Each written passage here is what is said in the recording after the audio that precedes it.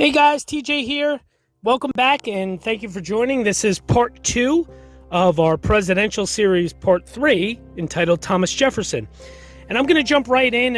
You see picture already here on your screen.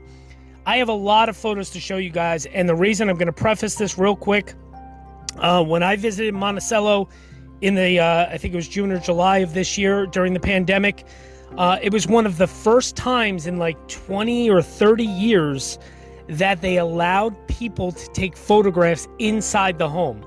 I guess for many, many years, you were not allowed to take photographs inside the home. You could only obviously just go and take the visual tour yourself. As a matter of fact, if you look up and Google photos inside Monticello, you're going to see photos that are on the Monticello website, that the actual foundation and organization and staff that run it took.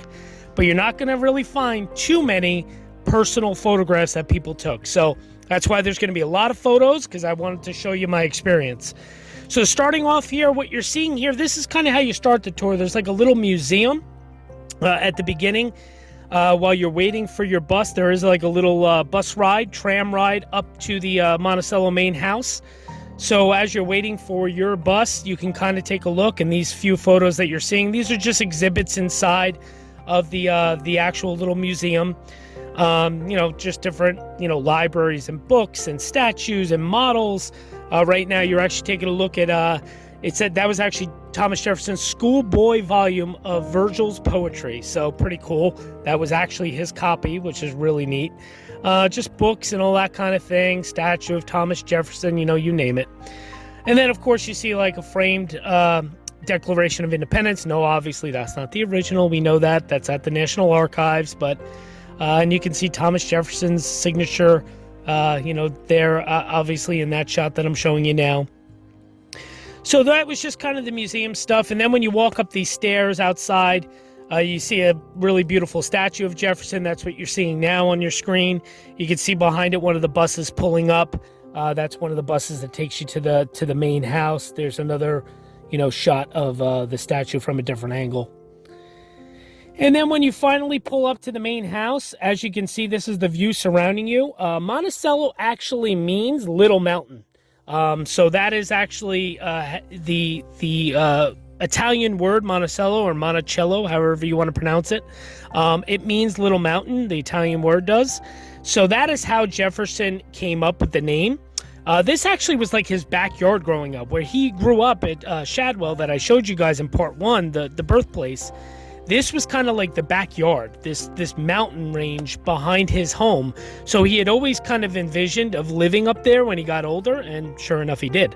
And now you're taking a look at the actual main house. That's the Monticello main house there. Myself with my mask on outside there, and just kind of showing you just a couple pictures of the outside of the house. Pretty cool, of course. In 1768, the mountain top was actually cleared and leveled, and then the first bricks were made and construction began in 1769. And then in 1770, Jefferson himself actually moved into the completed South Pavilion. So that just kind of shows you a little bit of the history of the grounds there. And now what we're taking a look at is the inside. As soon as you walk into this kind of foyer area. And there's a bunch of different artifacts and things that Jefferson owned. You can see some of his racks and that sort of thing, and from, I guess, his hunting days, and things that were brought back to him by different explorers. Lewis and Clark, obviously, were good friends of Thomas Jefferson's. You see here in this picture, that's part of the Mastodon skeleton that Jefferson had, that Lewis and Clark gifted him from their journeys out west. So really cool. That still is on display right there. That's another piece of it right there that you're seeing. Really, really awesome stuff. The fact that he was like an archaeologist and was fascinated by dinosaurs is really cool to me. So just some more photos, the foyer area, and then you kind of start to make your way down like a hallway, and then you hit this library, which was Jefferson's library area, which is really neat. And that's the next couple photos that you're seeing here is the library. And then of just some framed documents and that sort of thing. Now I'm going to show you something really cool. You see this bookshelf, of course, pretty cool, looks pretty typical. Then another little like reading foyer area. And then some photos, another bookshelf. But here's the cool thing. Now you see the painting, of course, of Jefferson. And now here's the real cool thing. You see this photo on the screen. Notice the bookshelf, but notice how there's some books behind like a plastic or, plexiglass kind of case. Those were actual personally owned books of Thomas Jefferson.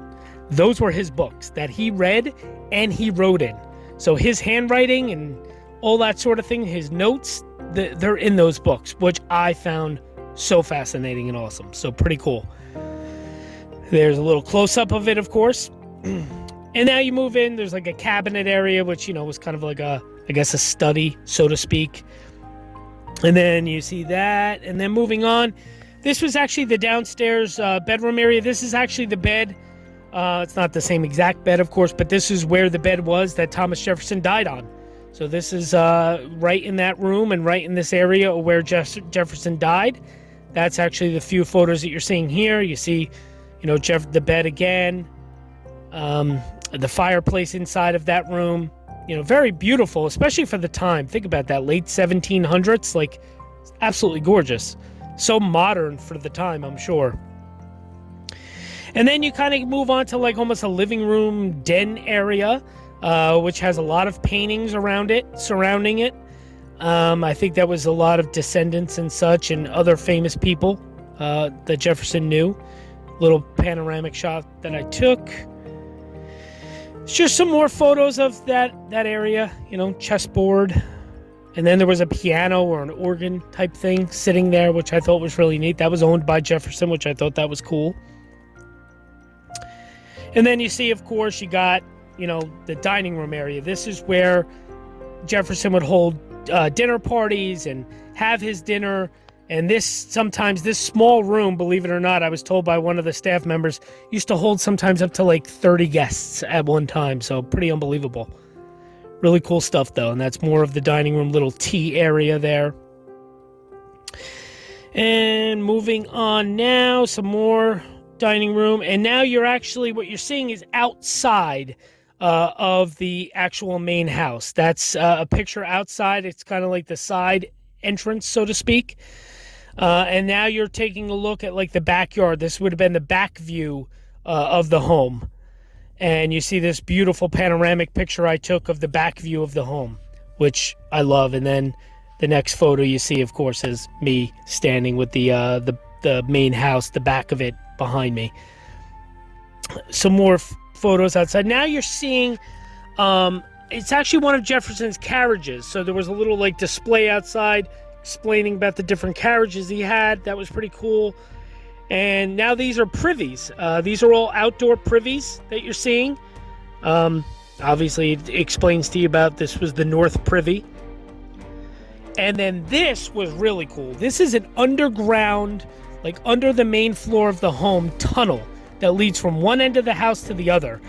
And this was usually used mostly, by servants and slaves. Jefferson was a slave owner. Unfortunately, one of the bad things about Jefferson was his ownership of slaves. So there you have it. That's this tunnel. It was awesome. You could walk it. I walked it by myself. It felt like you were going back in time. It feels like it hasn't been touched. There's a wine cellar for all you wine aficionados. One of the wine cellars down there in this tunnel. As you can see, the wine, and they have like different display signs. This was actually a beer cellar. There was also a beer cellar down there where there was homemade beer, which was really cool. Storage cellars, just really cool. And then the light at the end of the tunnel, so to speak, is the photo you see now.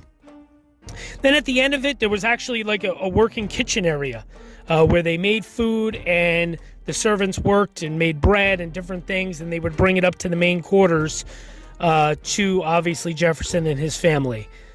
So those are the photos you just saw there. I think what I'm going to do is I'm going to stop it. I'm going to do a part 3 only because we still have the gravesite to see, and I don't want this to go too long. So I think what I'll do is I'll stop this here for part 2, so there will actually be 3 parts to this. So stay tuned, please, for part 3 the finale of Thomas Jefferson in our presidential series, part 3, entitled Thomas Jefferson. Stay tuned.